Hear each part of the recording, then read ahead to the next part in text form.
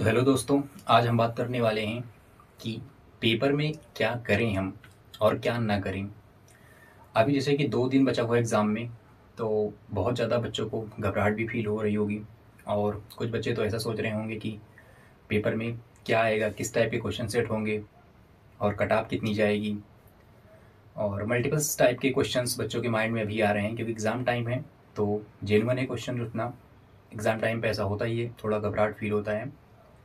तो इस समय एग्ज़ाम का टाइम है, क्या कर सकते हैं हम बेहतर और कैसे अपने आप को मोटिवेट अभी रखें कि एग्ज़ाम में जाने के बाद कॉन्फिडेंस से हम क्वेश्चन अटेम्प्ट करें और अच्छा खासा मार्क्स प्राप्त करें वहाँ से। तो दोस्तों देखो, अभी किसी को नहीं पता है कि क्वेश्चन कैसे आएंगे, ऑनेस्टली बताएं तो। और सब्जेक्ट वाइज हम बात करेंगे कि आपको अटेम्प्ट कैसे लेने हैं, सबसे पहले कौन सा सब्जेक्ट अटेम्प्ट लेना है जिससे हमारा कॉन्फिडेंट बिल्ड रहे, क्योंकि पेपर के ड्यूरिंग हमारा कॉन्फिडेंस बहुत अहम रोल निभाता है।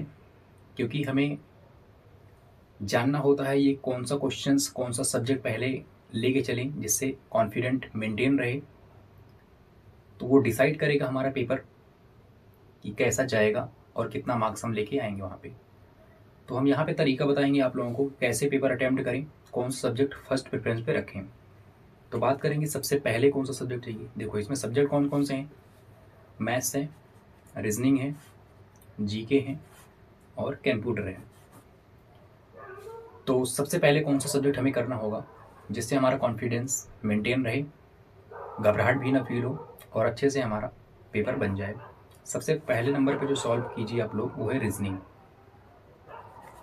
क्योंकि रीजनिंग में कुछ एक आध दो क्वेश्चन छोड़ के बाकी सारे क्वेश्चंस आप लोगों को ईजिली आ जाएंगे। तो वहाँ पे टाइम मैनेज करते हुए इस रीजनिंग फटाफट कर लीजिएगा, फर्स्ट गो में ही करिएगा। बाकी कुछ क्वेश्चंस ऐसे आएंगे रीजनिंग में, हो सकता है वो एसएसटी की तरफ से गलत भी हो सकते हैं। तो किसी भी क्वेश्चंस पे टाइम वेस्ट नहीं करना है। पहले एसएससी इसके बारे में पूरा डिस्क्रिप्शन में दे देता है कि किसी भी क्वेश्चन पे टाइम नहीं वेस्ट करना ज़्यादा, क्योंकि वो क्वेश्चन रॉन्ग भी हो सकते हैं। तो हमें किसी भी क्वेश्चन पे ज़्यादा टाइम वेस्ट नहीं करना है, रीजनिंग अटैम्प्ट करना है। पहले जितने क्वेश्चंस बनेंगे उतने क्वेश्चन बना लेना है, देन तुरंत शिफ्ट हो जाना है मैथ्स पे। अब मैथ्स सॉल्व करेंगे, इसमें भी वन गो में करना है। ऐसा नहीं है कि किसी क्वेश्चंस पे हम अटक गए तो फिर उस पर लेके उसी को बैठे हुए हैं। नहीं, ऐसा बिल्कुल भी नहीं करना है। क्वेश्चन को स्किप करना है। स्किपिंग आर्ट बहुत ज़रूरी होता है ड्यूरिंग एग्ज़ाम। आप लोग मॉक लगाते होगे घर पे, मॉक में कोई क्वेश्चंस आ गया लेके बैठ गए, या प्रैक्टिस के दौरान कोई क्वेश्चंस आ गया लेके बैठ गए। वो एग्ज़ाम में कोई भी फैक्टर मैटर नहीं करेगा। एक क्वेश्चंस जीके का कीजिएगा आप लोग, तब भी आपको उतने ही मार्क्स मिलेंगे, और मैथ का कीजिएगा तब भी उतने ही मार्क्स मिलेंगे। तो ये समझना होगा साइकोलॉजिकली थोड़ा, क्योंकि यहाँ पे वेटेज सबका बराबर है। तो आप किसी भी सब्जेक्ट में उसको क्वेश्चन को लेके टाइम वेस्ट नहीं कर सकते हैं, बिल्कुल भी नहीं कर सकते हैं। तो कोई भी क्वेश्चन आप लोगों को मैथ्स में या रीजनिंग में, दोनों इनकरेक्टेड हैं, दोनों में कोई भी क्वेश्चन ऐसा लगे आप लोगों को कि थोड़ा सा भी टफ है, इनकरेक्टेड है, तुरंत उसको छोड़ दें, स्किप करें, आगे बढ़ें। तो ये रीजनिंग का था। देन मैथ में वन गो में जितने भी क्वेश्चंस बनते हैं उसको कर लीजिएगा आप लोग। उसके बाद तुरंत हम लोग शिफ्ट हो जाएंगे जीके में। अब यहाँ पे कंप्यूटर अभी नहीं लेना है, बताएंगे ऐसा क्यों। और हम इसी तरीके से अटैम्प्ट किए थे पेपर में। अब जीके में करना है, फर्स्ट गो में हमें जो भी क्वेश्चंस आ रहे हैं वो कर लेना है। इसमें सोचने वाला और बहुत ज़्यादा तुक्केबाजी नहीं करना है, अदरवाइज नेगेटिव मार्किंग भी है, तो बहुत ज़्यादा रिस्क लेके नहीं चल सकते हैं, नहीं तो नेगेटिव बहुत खतरनाक होता है इसमें। देन आएंगे जीके के बाद कंप्यूटर में। कंप्यूटर को अच्छे से पढ़ के टाइम लेके हमें क्वेश्चंस करने हैं, क्योंकि वहाँ पे जो कंप्यूटर के क्वेश्चंस आएंगे एमएस वर्ड से और एमएस एक्सेल से, फॉर्मूला बेस्ड क्वेश्चंस और डॉक्यूमेंट क्रिएशन बेस्ड क्वेश्चंस आएंगे।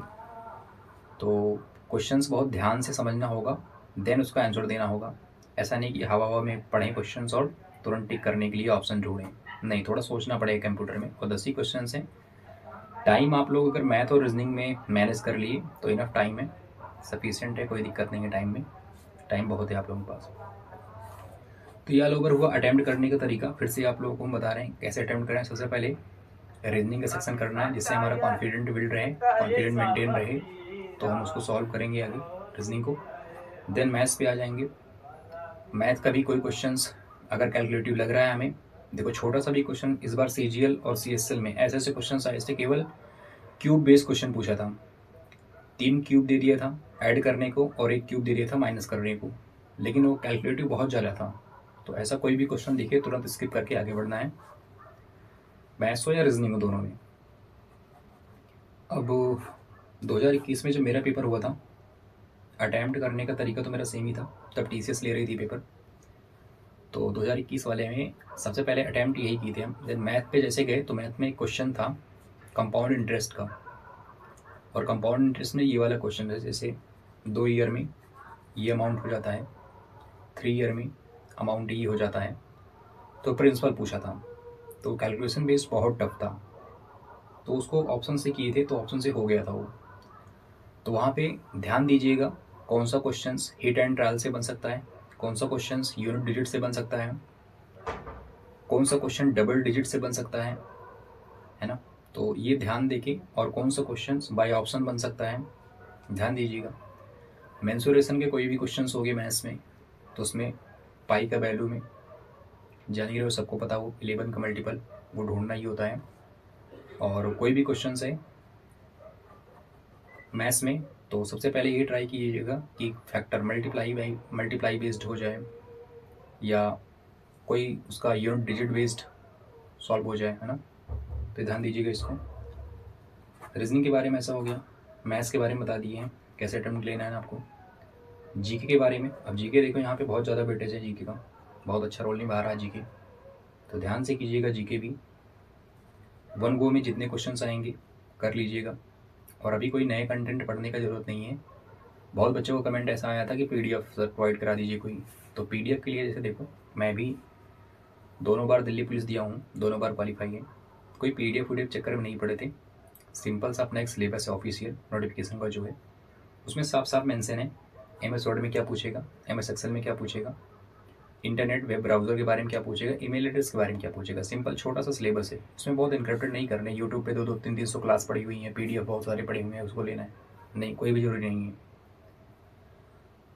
डिस्क्रिप्शन में लिंक मिल जाएगा टेलीग्राम का, उसमें एमएस वर्ड का एमएस एक्सेल का दोनों चैप्टर का पीडीएफ मिल जाएगा, उसको आप लोग देख लीजिएगा लास्ट में अगर देखना होगा तो। अदरवाइज जितना पढ़ लिए सफिशिएंट है, कोई दिक्कत नहीं है। बाकी 18th को पेपर स्टार्ट होगा, तो पूरा प्रॉपर एनालिसिस बताएंगे आप लोगों को, कहाँ से क्वेश्चन आ रहे हैं, कैसे क्वेश्चन आ रहे हैं, सेम टू सेम क्वेश्चन भी सॉल्व कराएंगे और क्वेश्चन दिखाएंगे यहाँ पे। तो ये पूरा हुआ। बाकी पेपर में आराम से पेपर अटैम्प्ट कीजिएगा, पेशेंस रख के, कोई दिक्कत नहीं है। जीएस है, जीएस बेस इसको बोला जाएगा, जीएस ही डिसाइड करेगा किसका क्वेश्चन, किसका सिलेक्शन होगा किसका नहीं, क्योंकि मैथ्स रीजनिंग पता है पहले से ही हमें ईजी आने वाला है, 100% ईजी आने वाला है। तो बाकी पेपर देखिए, आइए आप लोग, हम एनालिसिस में मिलते हैं। Thank you.